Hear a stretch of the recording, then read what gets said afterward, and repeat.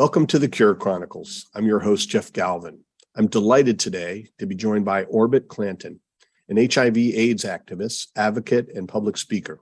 In 1982, Orbit was diagnosed with what doctors called GRID, or gay-related immune deficiency, now known as HIV.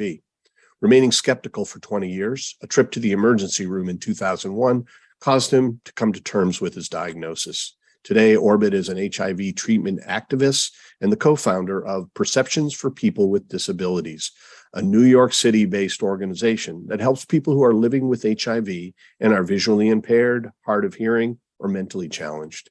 He continues to support various AIDS organizations, including serving as a civil society partner at UNAIDS. Thank you for joining me, Orbit. Thank you, Jeff, for having me. Really our pleasure. You've got an amazing background relating to HIV. I mean, first of all, it's just remarkable that you could be diagnosed in 1982 and go 20 years without an effective treatment and to be here talking to me today. That seems, miraculous to me, quite frankly. What do you, how did you do it? What was it that got you through all those years when so many people who contracted HIV were not able to survive it? Well, I can't give a scientific answer to that other than I just didn't believe in the beginning that I had GRID, or the unknown, at the time, because back in 1982 to mid-80s, individuals were succumbing to an unknown disease, which we now know is HIV.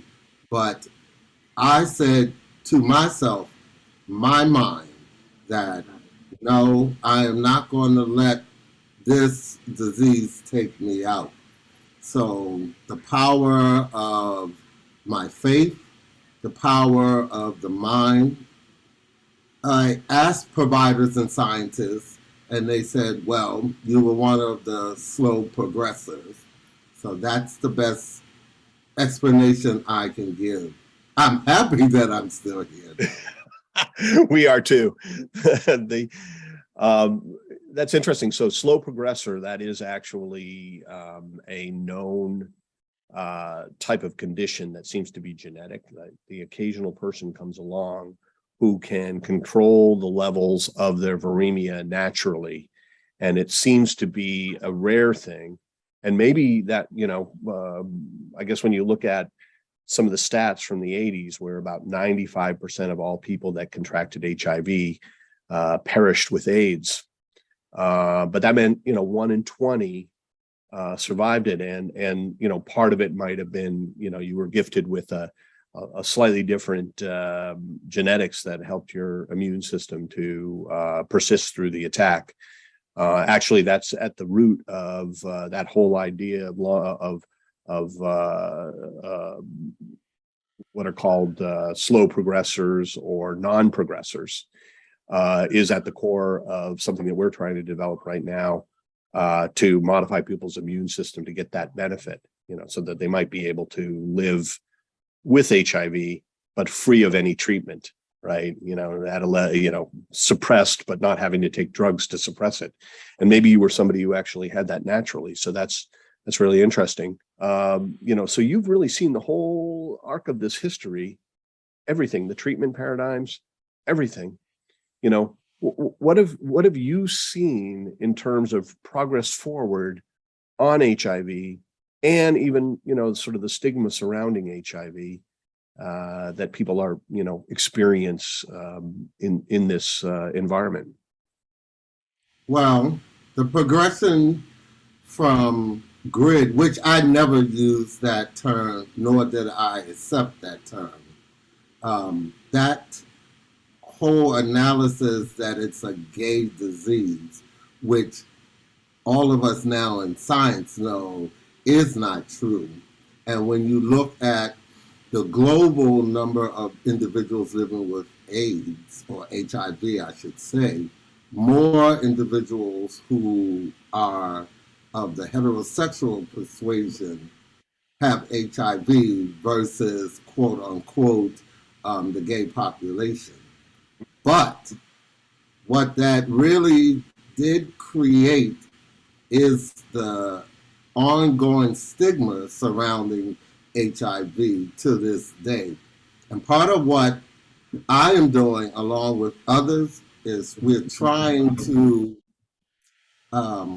re-educate and make the norm of reducing, eliminating, stigmatizing language when it comes to individuals who are diagnosed with HIV. I've also noticed, and it's a good thing, that when you mention HIV, there once was a time that people wouldn't even mention it. I remember when individuals were dying from HIV/AIDS, that families, houses of worship wouldn't acknowledge. They rather say that, oh, my brother, my uncle, or my family member passed away from cancer. I mean, think about that. They would rather say that this person died of cancer than to say they passed away from HIV/AIDS. Now, with the advancement of antiretrovirals, that phrase that HIV is no longer a death sentence is true, even though that in itself is still stigmatizing when you say things like that. But I'm just pleased that we are at the point, think about it, we're at the point of talking about cures. That word was never used. And when it would be used back in the day, you would be told, listen, don't even think about that. Let's just try to come up with some type of therapy to keep people alive. So that's one place where we are that I'm very happy about. That's great. I mean, it seems like what you're saying is that you've seen progress over time.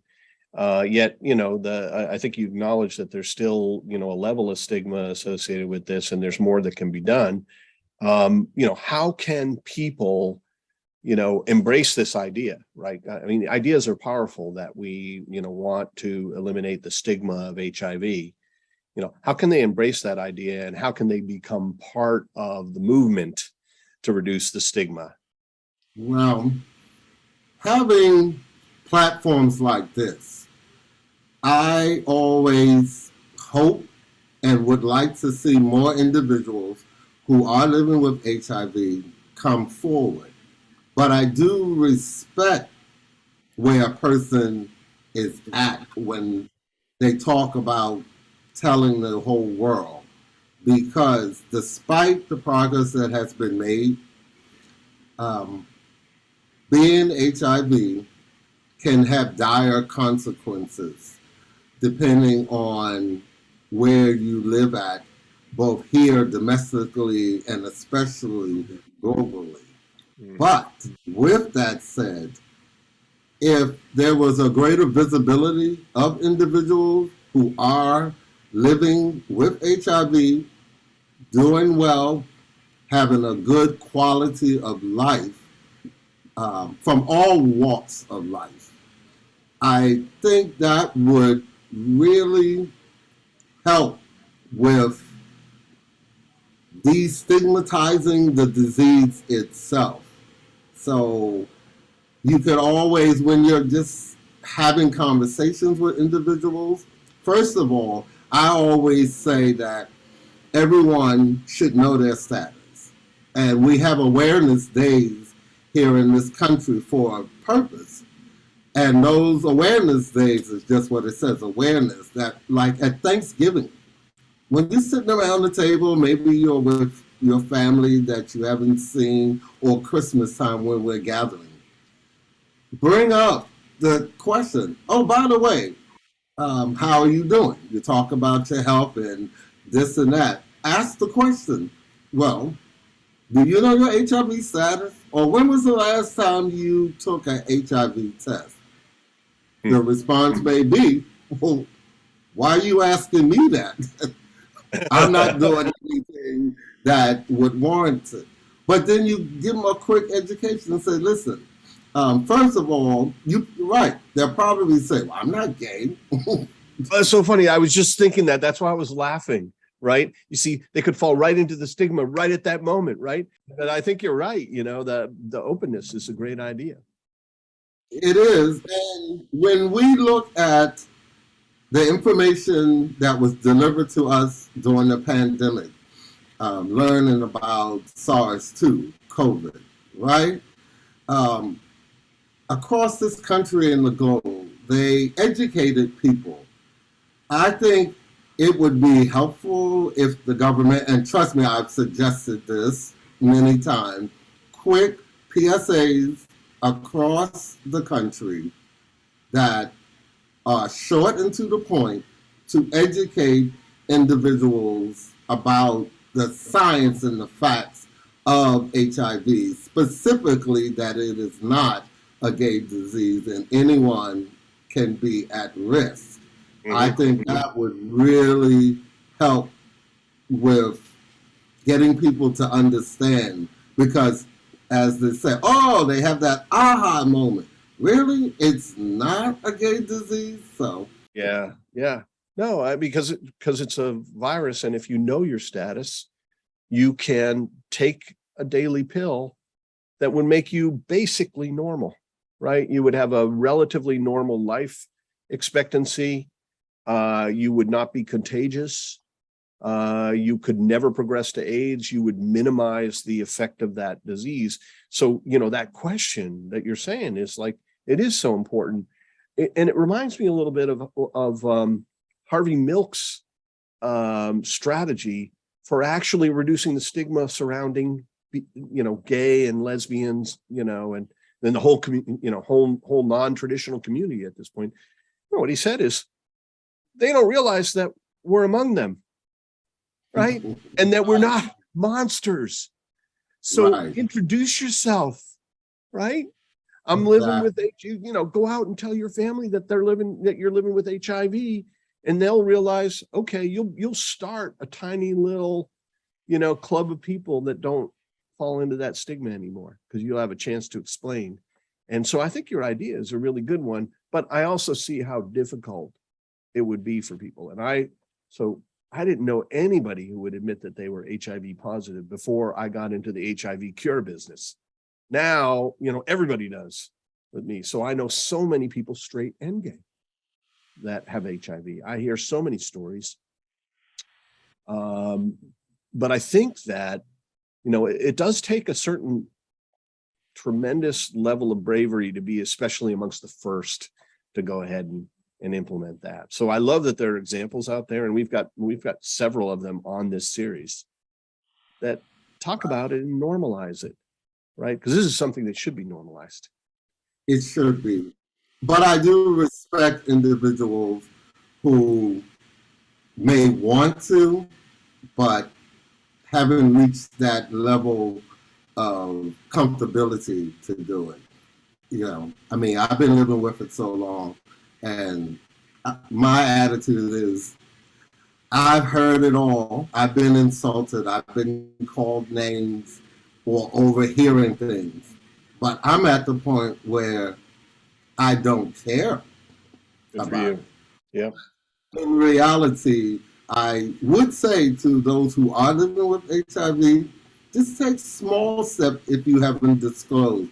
Find someone that you can trust that will support you. You don't have to, you know, do a grand announcement. Then again, another way, you could just go to your Facebook page, for instance, and put it out there. And don't read the comments. Yeah. So, you know, that's really interesting. So are you taking an antiretroviral now, or are you just like, you're a slow progressor and you don't have to worry about it? No, I am on a one-a-day antiretroviral therapy, which I take it every day. Sometimes people would say, how can you take a pill every day? Because I'm 100% adherence. Again, my philosophy is that, okay, I want to stay alive, take this pill.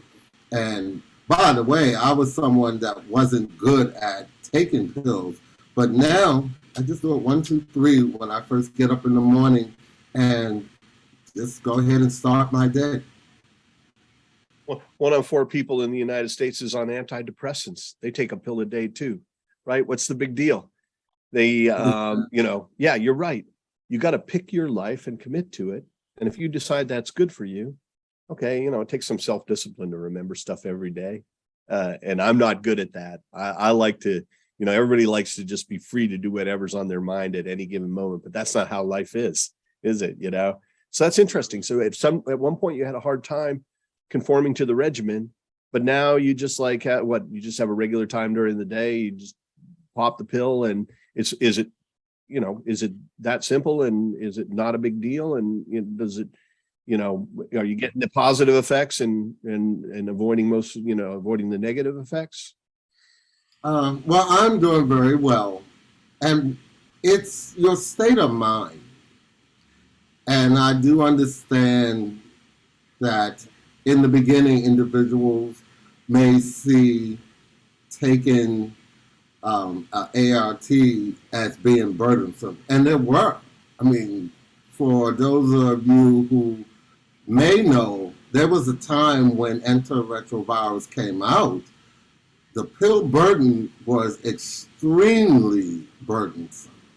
It could be up to 36 pills within the course of a day, morning, afternoon, and evening. And it was debilitating. So now, with the advancements, I see it as this. We have a lot of things to worry about in life. Bills, taking care of our family, things like that. Here's something that you can do, you can choose to do or not do.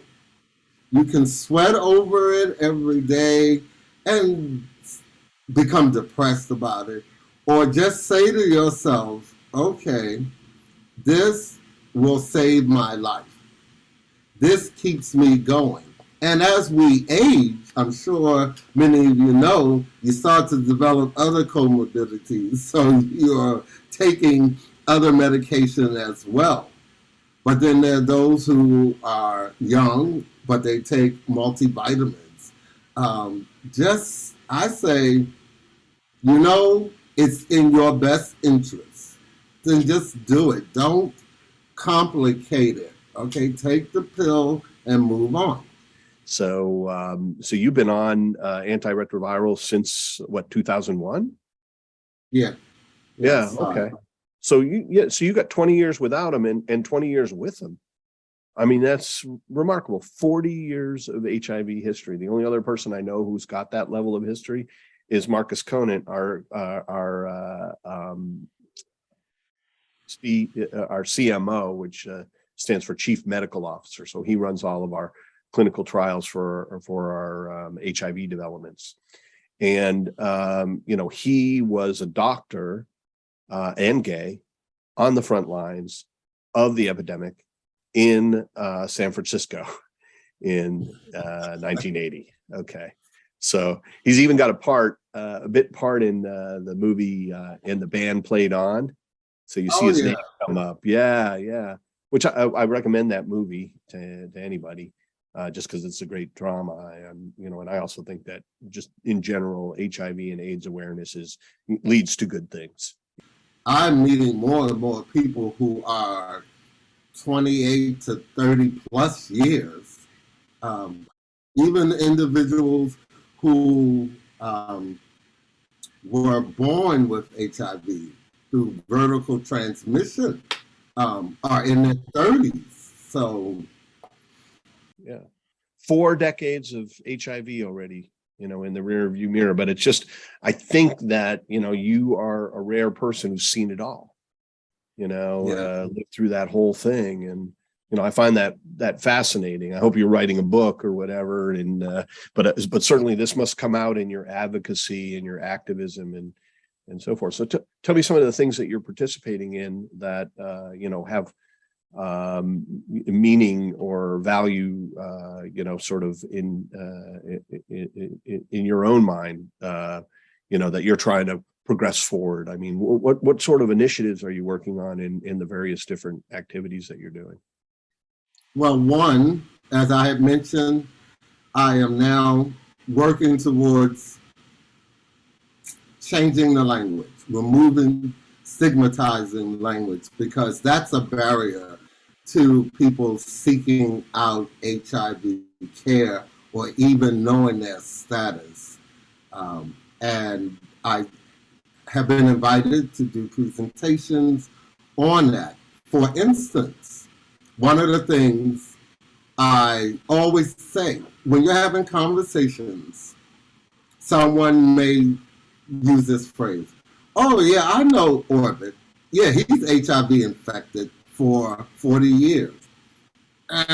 Don't say that. If you're referring to an individual, people first language, the proper way to do it, or the non-stigmatizing phrase would be, "Oh, I know Orbit. Yeah, he was diagnosed with HIV, or he's HIV positive." Don't use infected, because that, one, it hurts when you hear it. It also makes individuals not want to know their status, because if you're hanging with your friends and family and stigmatizing language is being used surrounding HIV and those living with HIV, then you say to yourself, I, number one, don't want it. I don't want to know my status, because now I'll fall into that category that my friends make jokes about. And some of the terms are really, really disrespectful.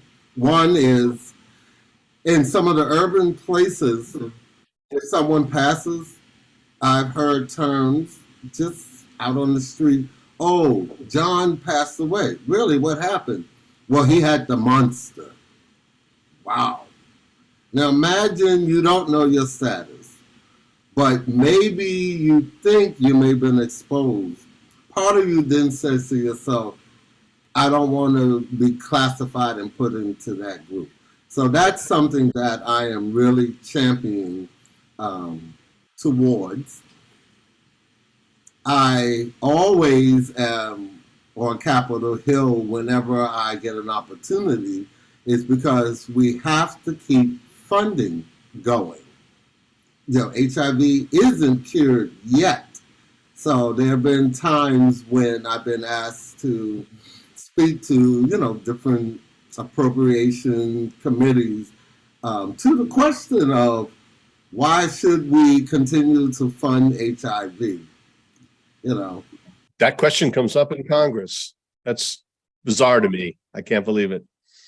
No, think about it. The landscape. I'm there for a reason, but the answer I would like to give, and maybe one of these days I may just say, "Excuse me, I didn't get the memo." Was HIV cured? But that's a good sarcastic way to put it. But I mean, don't they realize that there's HIV, people that are living with HIV all around them, even amongst their staff?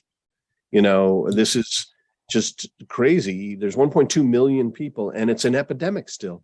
The HIV new infections can be up to 50,000 a year. And polio was only 60,000 at its peak, right? This is serious business. And now that we have established that nobody is immune, right? And even Congress people should be able to get that through their heads, right? All right. Yeah. Well, this is a national problem. And until it's completely controlled and completely within our control, it needs to be funded. Even if it's just to improve HIV medications, right? The easier it is for people to take them and get them, right?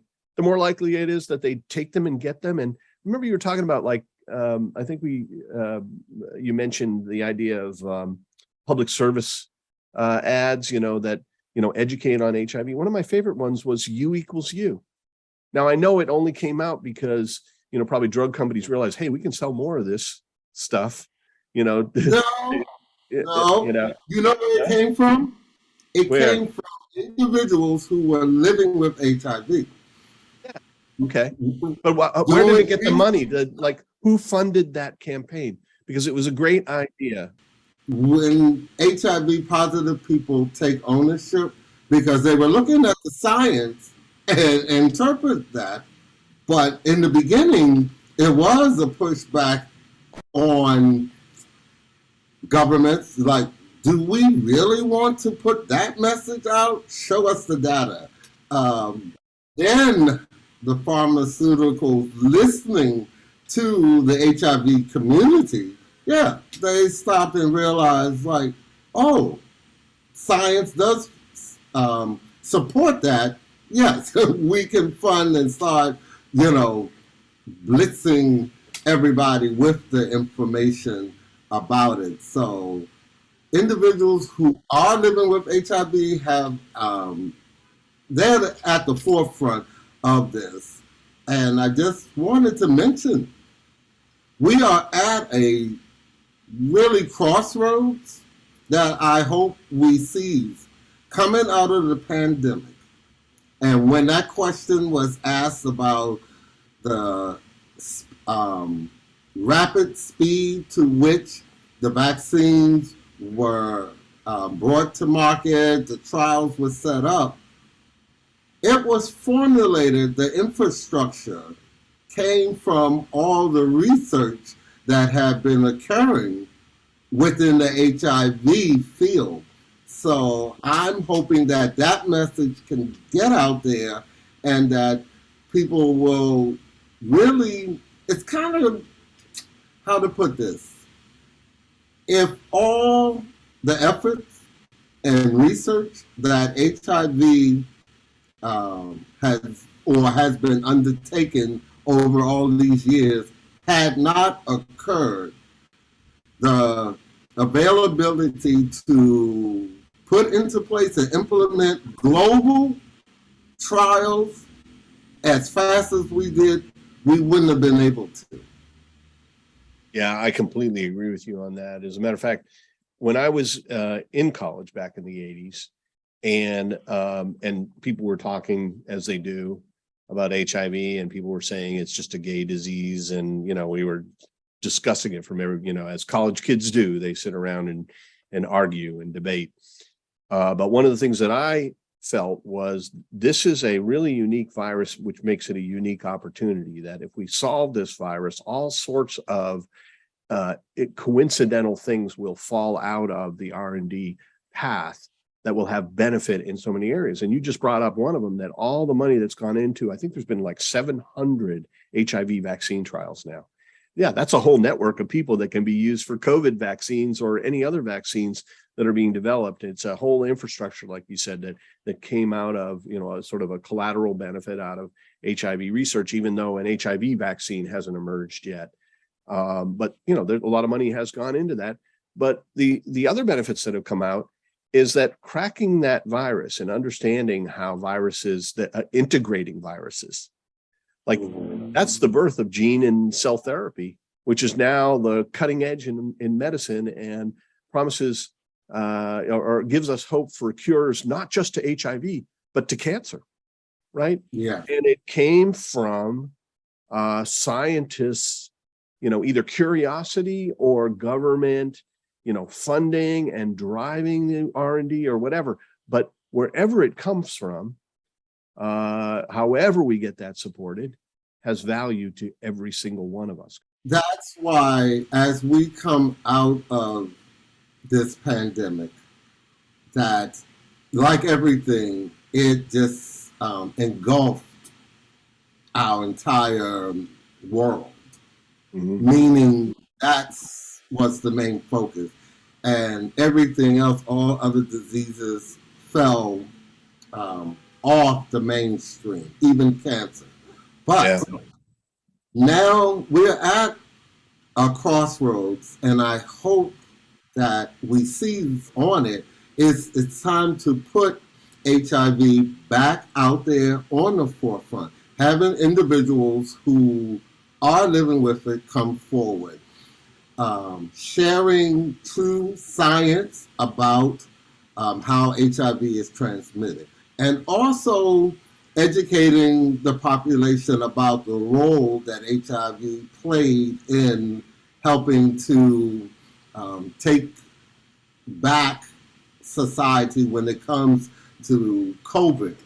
If we do that, I can see us moving forward on addressing many of the issues that we're talking about here, fighting, stigmatizing language. And yes, I too want that day when if you stand up and say, "Oh, how you doing, Orbit? Oh, I'm good. Haven't seen you in a while. What's been going on?" Well, I'm HIV positive. Yeah, I know. Anyway, how you doing? Are you taking your meds?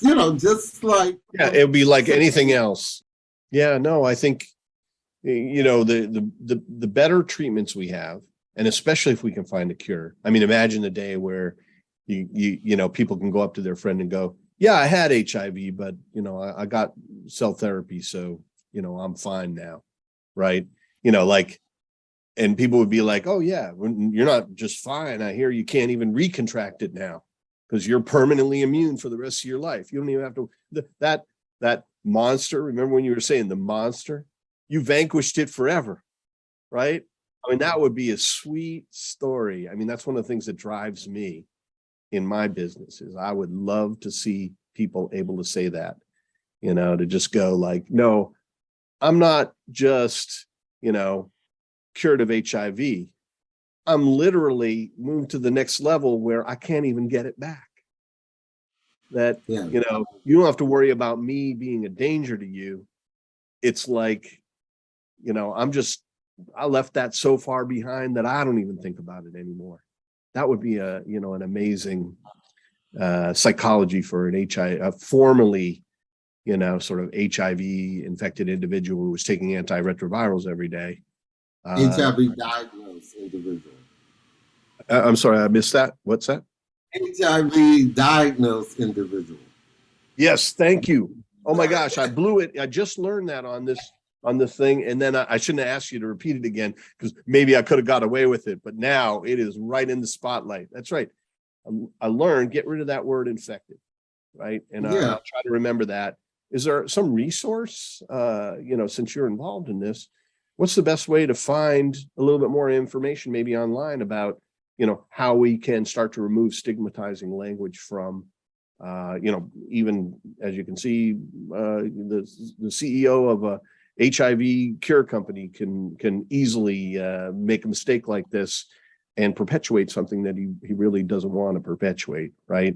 So, where can I go to help to make sure it doesn't come out in my language, it doesn't come out in our marketing materials, and where can other people go so that they can join that movement to get more information? Well, there's several publications. The World Health Organization has, if you Google HIV stigmatizing language, I think it's like 87 pages of do's and don'ts. And I can share with your team the links on the UNAIDS has a publication out that it's really good. It's in a grid form, do's and don'ts. And some of the do's and don'ts are, again, this will become a cultural change because let's all be honest. At the height of HIV, before antiretroviral therapies came along and people were dying, that was a critical need of us addressing. So we weren't really thinking about stigmatizing language of saying, "Oh, he's HIV infected." There was a term that used to say, "Oh, he died of full-blown AIDS." there's no such thing as full-blown AIDS. AIDS is a byproduct, a progression that if HIV is untreated, it can lead to that. But I'll share with your team the links because it's very interesting when you go through the do's and don'ts and you'll catch it and you'll say, oh, but I also work with the disability community. And if you notice, one term that we have now basically eliminated, you still hear people saying it, is, oh, so-and-so is handicapped. Oh, we don't refer to people like that as being handicapped, because that's a negative. What do we say? That person is disabled, they have a disability. So if people are watching saying, well, what's the big deal if I refer to somebody who is diagnosed with HIV as being HIV infected?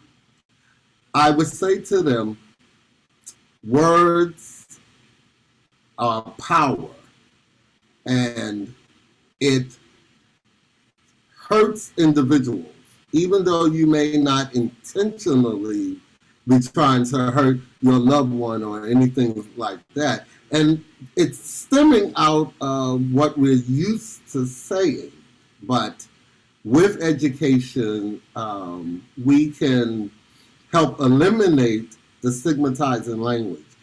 Eliminating the stigmatizing language also reduces the barrier to individuals knowing their status and seeking care. So it's more than just, not using the word. And as we spoke about it earlier, depending on where you live, when you hear people referring and using negative words about HIV, if you are positive, you don't want to be thrown into that group, so to say. So either you don't seek care, or it can cause you to have trouble with adherence of sharing with your family. So again, all of this is really important to normalize HIV as another, for what it is. It's a virus that can be controlled, and we're now looking through some of the research that you're doing with gene therapy and other forms of actually curing HIV. And there's a lot in the pipe that I also think long-acting. You ask about taking the pill every day. There's research where you will be taking an injection. At this point, we do have a FDA approved for 2 months, but we're looking, believe it or not, outwards of 6 months. So think about it. You're HIV positive, you go see your provider and get your therapy in January. You don't have to come back until July. And that in itself can be a great motivator for people knowing your status. And there are other things and methods of delivery that I'm excited about.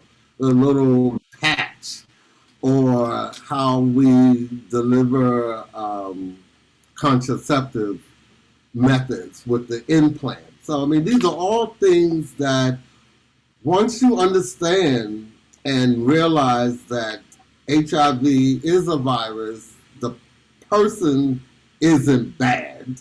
So you reduce that shame in knowing and normalize it. Where, Jeff, you see me, you go, oh, I'd like you to meet Orbit. Oh, by the way, he's HIV positive. Oh, okay. And you move right on.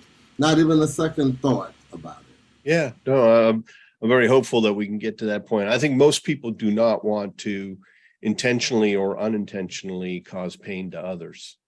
But you're right. It takes some education to understand how to avoid, certain words that may inadvertently be hurting those around you, or even perpetuating something that, hurts a group of people. I think I hear this a lot in every, different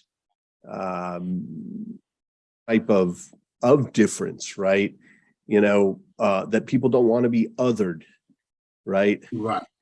Yeah. And you mentioned it also, like, there are, you compared it to your work with people that are impaired or disabled, or that there are certain words that are very easy to adhere to and that make these people feel embraced, as opposed to accidentally making them feel othered, right? And that you see it in two different communities. What attracted you to working with with people in that area, in particular? I mean, there's of course there's every different type of HIV positive person. So, I mean, you could have picked anything. What got your interest in that particular group, or was it just coincidental? No, back in 2004, at a conference or a meeting here in New York, I met an individual who was legally blind and hard of hearing. And his vision, and when I say legally blind, his vision was 20/400. Right. So he could see if you put something close, but he had the most adorable guide dog. And I came up because I'm an animal lover, and we started to speak, and he shared his story. He was HIV positive, and he lost his hearing and his sight because of the virus. And I was really captivated by, okay, explain that to me. And that's when he explained back then, it was a condition CMV. And this was a population that I started to look into. Are there people losing some of their senses because of HIV? And it turns out that there was a population, yet no one at all was talking about it. So he and I said, well, find a need and fill it. Then there's a need to get the word out and educate. So we started a nonprofit called Perception for People with Disabilities. We are 501c3, and boom, just started to put that on the table, and it's taken off since then to educate. Now, the good news is, because of the advancement of science and antiretrovirals, especially in this country, a person who contracts HIV, the likelihood that they would lose their sight or become hard of hearing is all but eliminated, because, as you may know, now when you test positive for HIV, the recommended guideline is to start therapy immediately, regardless of your CD4 count. And for those who don't know, there was a time when they actually waited until, for lack of a better term, your immune system became extremely weakened before they would start therapy. But we now know, again, through science. Science is really wonderful, that we start individuals immediately. So progressing to an opportunistic infection or AIDS here in this country, and I say here, globally, we're also doing well, but I think we could do better. But that's how I wanted to help educate everyone about individuals who have disabilities, because, again, I've learned, not just with HIV, but until that situation touches you personally, you yourself or your family members, we don't even think twice. Do you know something that's come from the disability community? In all our major cities, when you get to the curb, you see the indentation, Yep. which able-bodied people use. When you have your shopping carts or your anything, it's so easy to get on and off the curb. That was created not for the general population. It Of was course. created for people with disabilities. So you Sure. see, when we work together and learn about the different situations of human beings, all humanity benefits from it. Yeah, no, I think that's I absolutely agree with that. I just call it caring and empathy, right? You know, caring and empathy are a very special quality of humankind and human beings, and it allows us to collaborate in ways that benefit us all and lift us all up. And you provided some examples there. And the other thing that I was thinking when you were speaking about you know, something that I did not realize either, that they used to recommend that you wait to take your antiretrovirals until you really needed them. You know, that was, you know, had some negative consequences. And what this means also is there's even more incentive to know your status, right? Exactly. Because you want to look, even if you are perfectly healthy, the earlier you start on that, the less likely you are to have any complications of the fact that you know, that HIV is present, right? And so that's you know, another theme that you spoke about earlier. You know, along with controlling your destiny, making decisions over your life, and moving forward towards what you pick out for yourself. And that this is good information to have for folks that are willing and able and trying to do that. So, well, anyway, this has been a fascinating talk. Is there anything else you'd like to add, you know, tell our audience about? Well, I just would like to share, if you are HIV positive, one, I hope that you are on a workable regimen. If you are HIV positive and you're not, get in therapy immediately.